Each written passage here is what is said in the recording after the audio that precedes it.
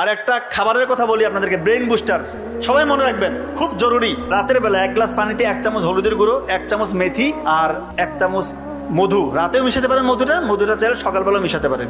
এই যে ভিজিয়ে রেখে সকালবেলা পান করলেন, মধুর মধ্যে রয়েছে গ্লুকোজ এবং ফ্রুক্টোজ, ইনস্ট্যান্ট আপনাকে ব্রেইনের মধ্যে এনার্জি দিবে। এবং এটা এমন একটা অ্যান্টিঅক্সিডেন্ট যার মধ্যে রয়েছে ফ্লাভোনয়েড এবং ফেনোলিক অ্যাসিড, যেটা কিনা আমাদের ব্রেইনটাকে সে প্রতিনিয়ত শক্তি জায়গায়, ব্রেইনের যে নার্ভগুলো আছে তার ইন্ডাকশন পাওয়ার বাড়ায়। কথা কি বুঝতে পারতেছেন?